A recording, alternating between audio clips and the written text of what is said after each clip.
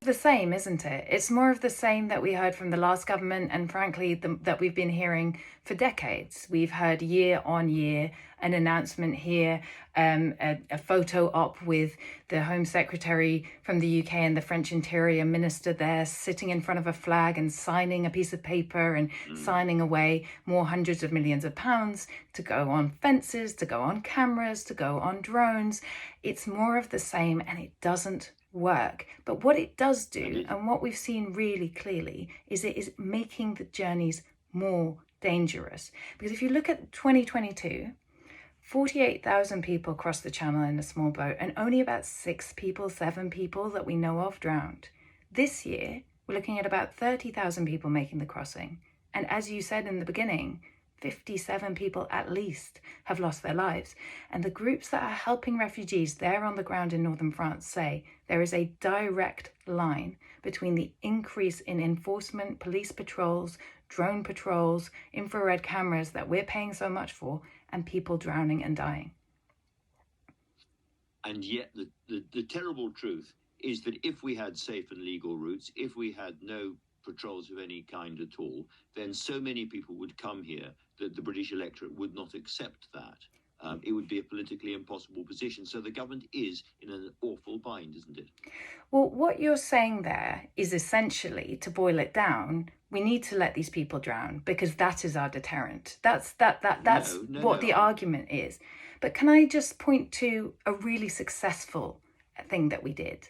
We let an uncapped number of the 38 million Ukrainian citizens travel safely to the UK, uncapped, and immediately provide them with housing, welfare, integration and English language support services.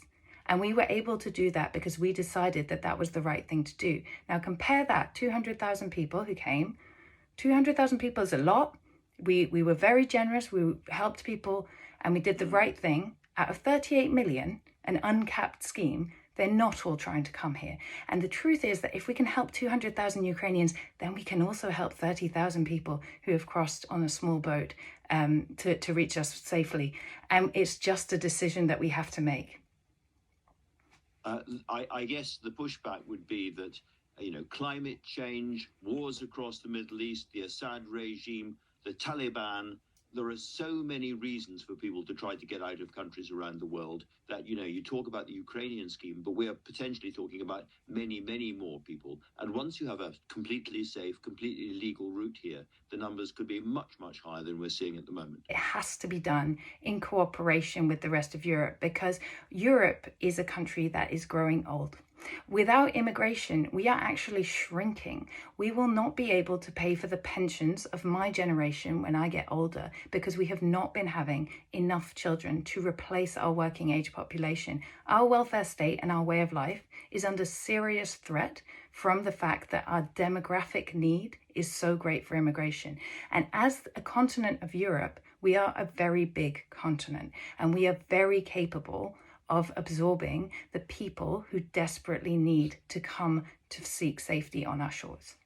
So would you like to see some kind of pan-European agreement about how many people came to which part of Europe, which countries? Of course, we're not part of the EU, so it would have to be a pan-agreement between the EU and the UK that would have quotas, as it were, of the number of people allowed in each year. Quotas have been really contentious across the EU, and I think that it will be incredibly difficult to move a continent that, just like us and just like the United States, is really locked in at the moment to this race to the bottom on rhetoric and this race to the bottom on policy, where each country at the current time says, not here, you can go to my neighbour, I don't care. You can stay in the country before. Yeah, France says to Italy. Italy says to Tunisia.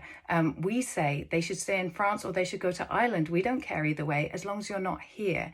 That cycle is self-perpetuating and every single country does it and it leaves people with no solution. So we have to be the ones to break that cycle. It will take a lot of work, but the UK on its own is the 6th richest country in the world, is in desperate need of immigration and could very easily have offered those 30,000 people who risked their lives in the Channel, plus those 57 who died, a safe way to reach us, and we could have benefited from having them here.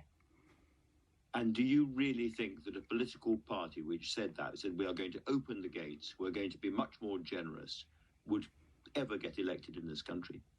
I think that what won't work is what Keir Starmer's doing now.